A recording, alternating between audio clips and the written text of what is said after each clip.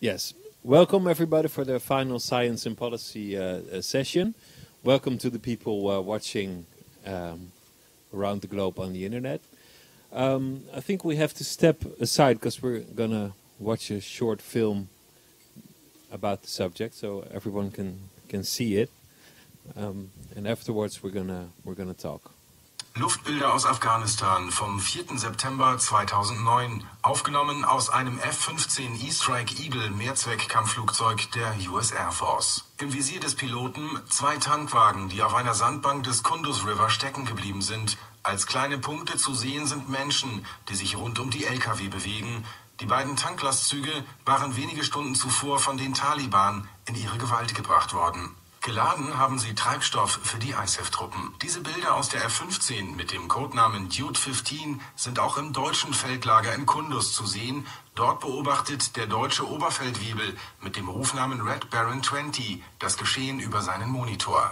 Um 1:36 Uhr fragen die F-15-Piloten über Funk, ob sie durch einen Tiefflug die möglichen Zivilisten von der Sandbank vertreiben sollen. Red Baron antwortet negativ. 10 Minuten später wollen die Piloten wissen, ob die Menschen am Boden eine unmittelbare Bedrohung darstellen. Dies wird von Red Baron bestätigt. Um 1:49 Uhr detonieren gleichzeitig 2 GPS-gesteuerte 227 Kilo Bomben neben den Tanklastern. Das Video zeigt erst die Explosion, dann einen Feuerball und eine pilzförmige Rauchwolke. Bis zu 142 Menschen sterben bei diesem Bombenangriff, darunter geschätzte 40 Zivilisten. So,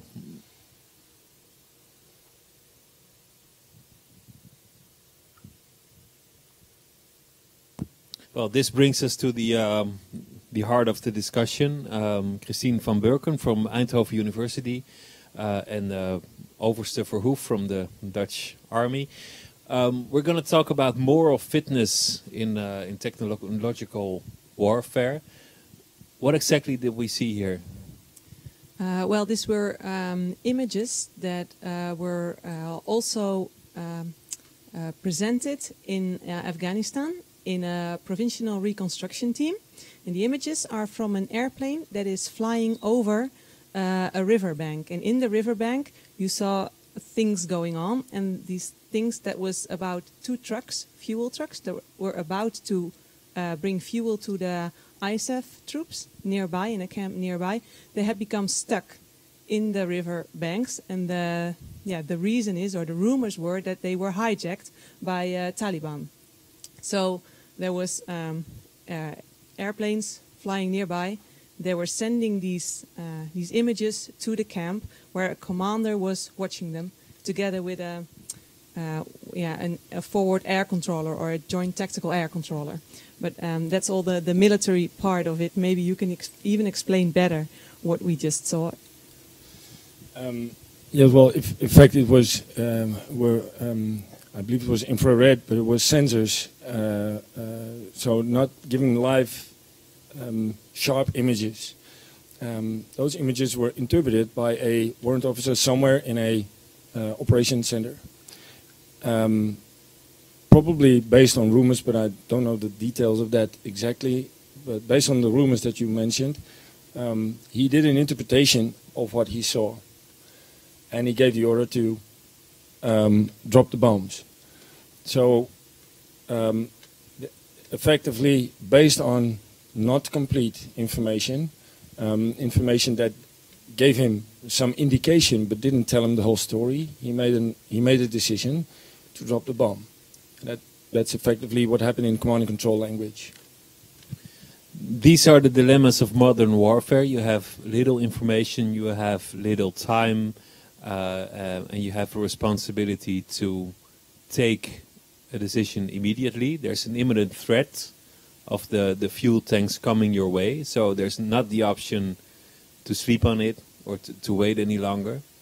How can you make sure, how can you design a structure, whether it's training of personnel or whether it's technological, to avoid these kinds of incidents? Is that possible to avoid it?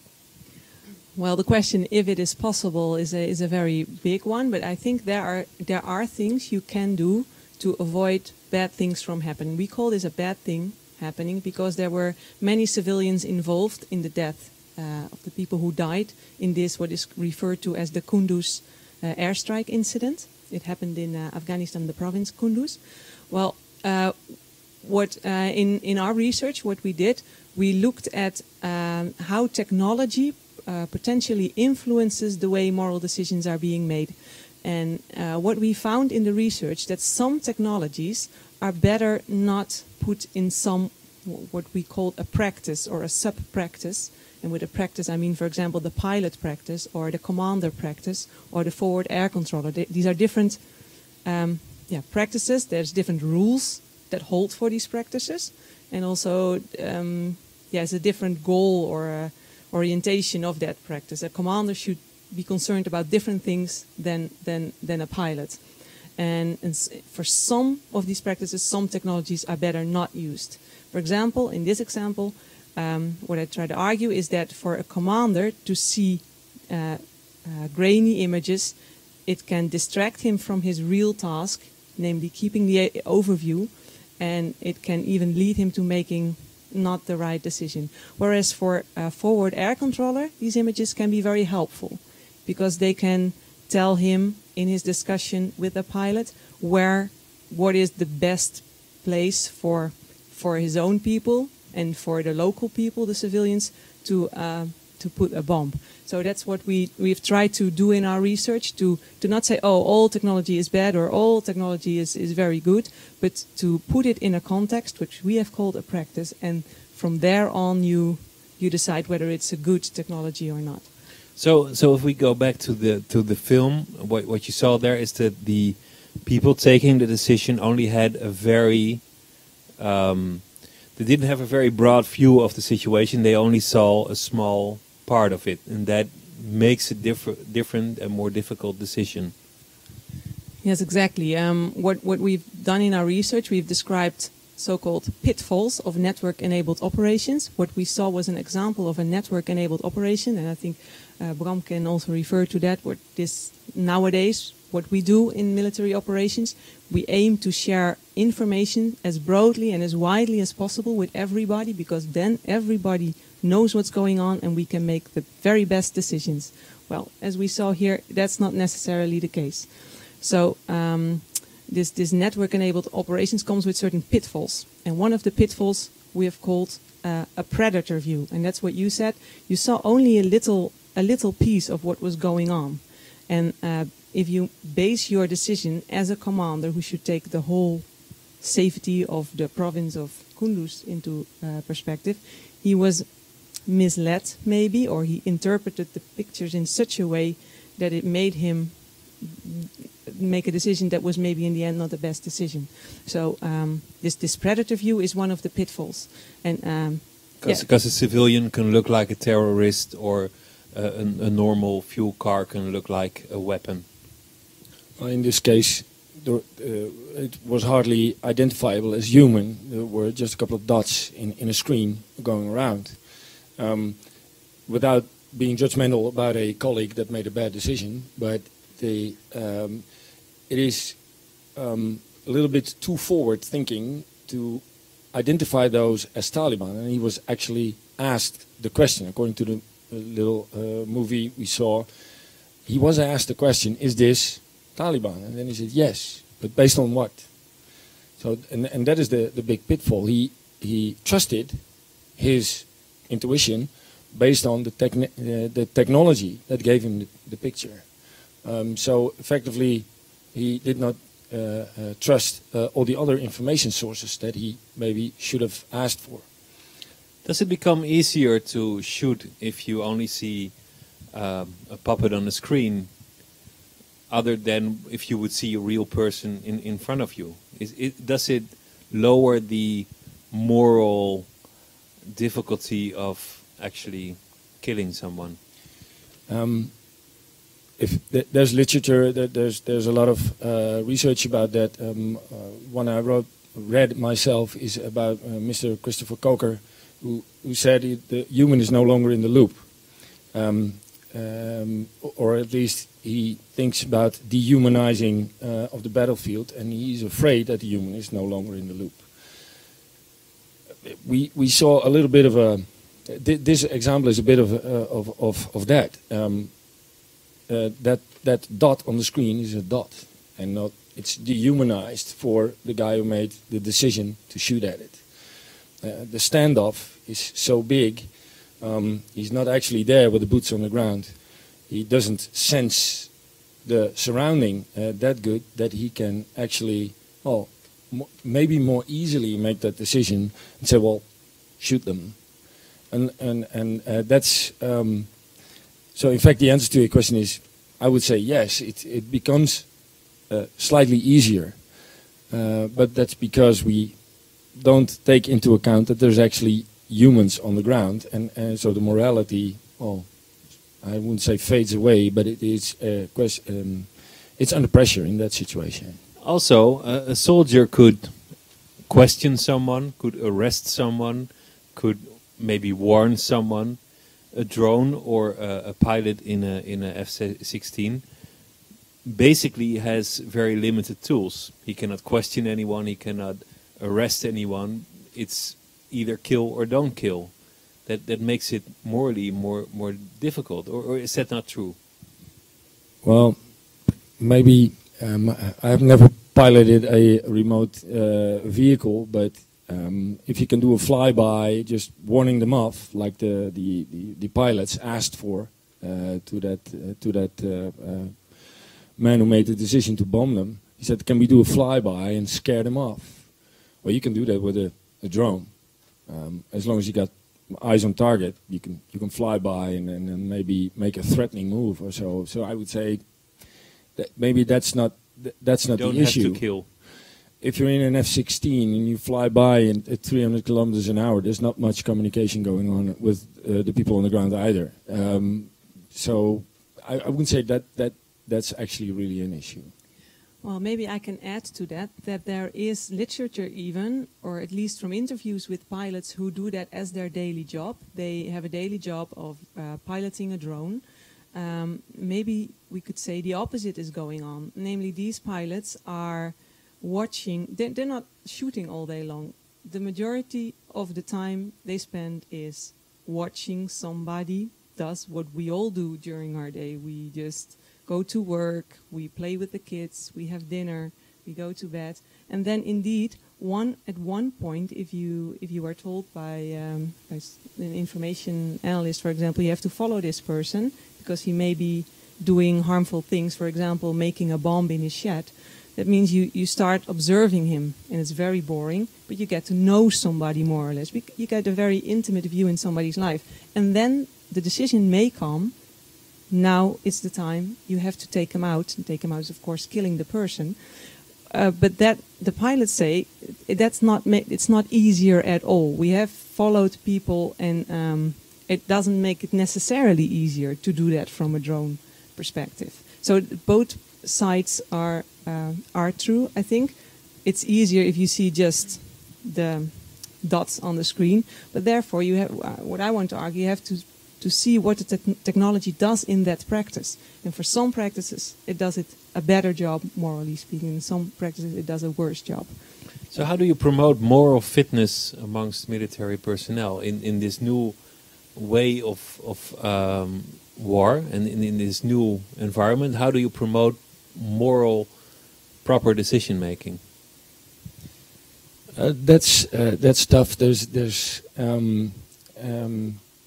different views on that in different armed forces, but I know that it's a difficult thing, because the only way that you can make clear that there's a dilemma, that there's a problem in a situation, is either tell about, well, situations like this, that things that happened in the past, but you cannot put somebody in a situation where it's actually the case, so that he senses it and that he understands it. So I think the best you can do is try to promote as much, for the environment you would say situational awareness, but for the situation in which you can get to dilemmas like this, shoot or no, kill or no kill, shoot or not shoot, engage or not engage, evade, is by making your soldiers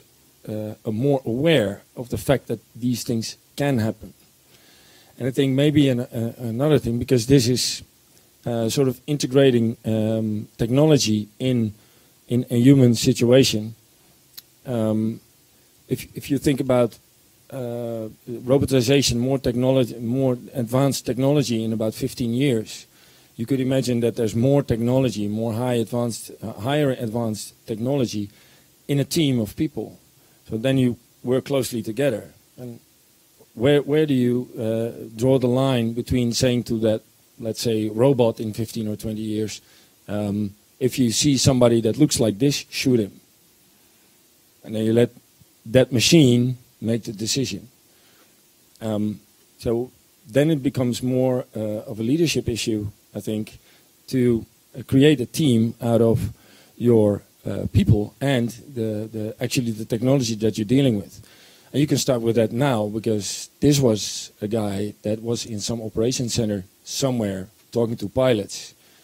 They were not a team. They were not talking of singing of the same song sheet, because apparently they looked at the same situation in a different way from their own practice.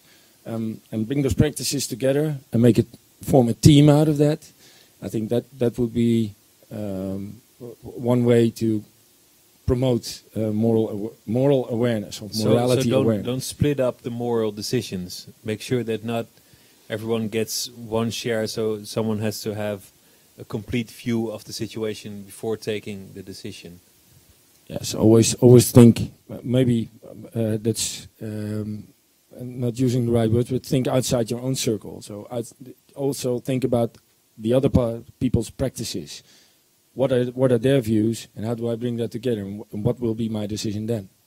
And always that morality awareness. It's finally not a dot on the screen, but it's people.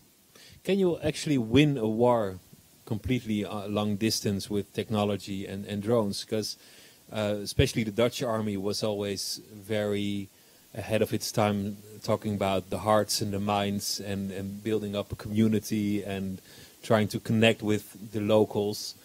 This seems to be the opposite, to work with drones and pilots from F-16s. As a military, as an officer, I would say winning a war is in itself already something that you could write many books about, and there's a lot of people that did that already. If you won, yeah. But so winning is difficult. We believe. I work in a land warfare center. We think about the land forces of the future for the Netherlands Army, and we believe that the trend is much more to trying to find out the roots of the conflict that you get involved in, because either way you're there as a peacekeeper or as a peace bringer or whatever role you have, but you're part of the conflict. So it's better to try to find out the roots of the conflict or even try to avoid it. Than actually really trying to win it. I think when you're there and you're in a battle, I think you're down to the muzzle of level 1, you have to survive, and then you have to try to win. But if you're not in a battle, but you're in a mission, you think you need to try to find out what that end state is and avoid maybe battles. Maybe avoiding battles is actually winning the war. Well, that sounds wise, I think. Well, maybe I can add to that in our project we had a philosopher, Anja Topolsky, working, and she had developed a social ontology called Relationality, and that is a bit what I think Overste Verhoeff tries to communicate, that you, when you're in a network and when you're in these new wars, you have to think relational, which means that you're not just the Netherlands against somebody else, but you're in this network of people and you're one of the partners who is bringing security, of providing a justice situation. So that is that's also in our project. That was on a bit abstract, on a philosophical level, what she tried to do, this relationality ethics, bringing it in. Also trying to think, what are the rules, the specific rules of the others? What are their aims? What is their telos, so to say? And then you hopefully avoid bad moral decision making. And that's why research like this is so important, because as a military, if you ask me as a military, the way I was trained 25 years ago, way too long ago, then you would get maybe a much more straightforward military answer on your question of winning or losing. But research like this puts things in perspective, and that's why it's so important to work together with researchers on morality and trying to get that in the heads and the hearts and minds of your military first, and then maybe put that in practice in missions. So know what you're there for. Know that the soldiers or the personnel knows what their mission is, who they are there for. Know that they have the right information, and know that you have the right structure of decision making, so that you don't get confusion that leads to bad moral decision making. Yes, exactly. And also what you shouldn't forget, I think, is that part of these technologies are actively partaking in the practice. So they should be part of the rules and procedures.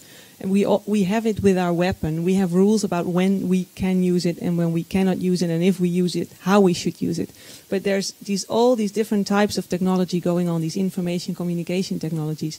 And often they are seen as neutral or just facilitating, but they can steer you, as we have seen in the Kunduz example.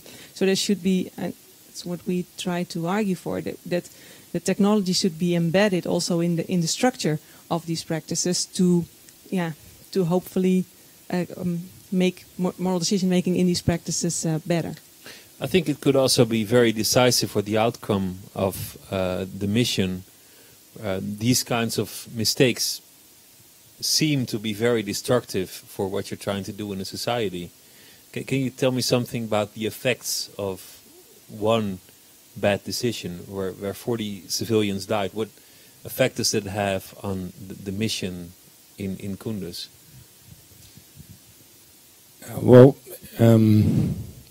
In this particular case, I don't know what the actual negative effects were,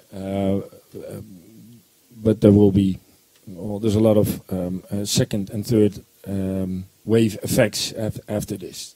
Of course, first of all, you kill 142 people. Which is bad enough in itself.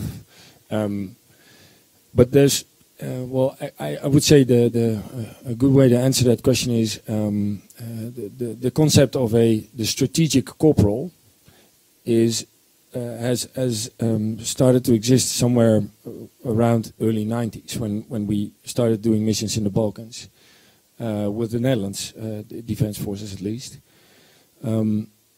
One bad decision of in hierarchy very low person on its own can mean a lot for the mission as a whole. And so any of these things, especially when it's this severe, can have a lot of bigger effects.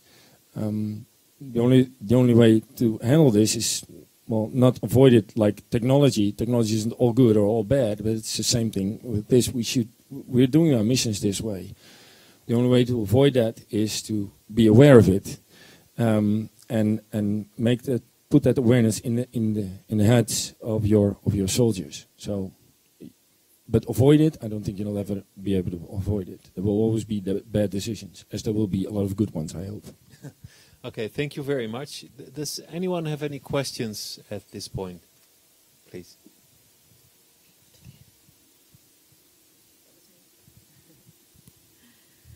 Thank you very much. I didn't know that I could find the military so interesting, but this afternoon I'm fascinated.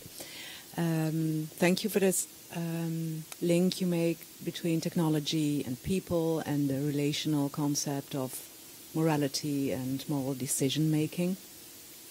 But where are politics here? Because I think that during a mission or during a battle or before and after, there is also this level of political war avoiding. But in what you have explained, I do not hear this political part. The decision is made in the team with the use of the technology or as a result of the technology. But what about politics? I didn't mention politics literally, but in a part of the answer when I said try to avoid conflicts, that wouldn't be necessarily a military job. Although coercion, like was done, which is actually, well, debatable. Some people just call it straight off war, but coercion, the way it was done in Kosovo, was also a global strategic way of telling the Serbs to back off. And so the Dutch 3D, and I understood my higher chief also puts in economics now, but that's a recent, so it's DDE would it be, but the 3D approach, where the D stands for diplomacy, well, the diplomats are not necessarily the military, although military should be diplomatic in a lot of cases. So that would be the indication for your answer. Any more questions? No. Okay.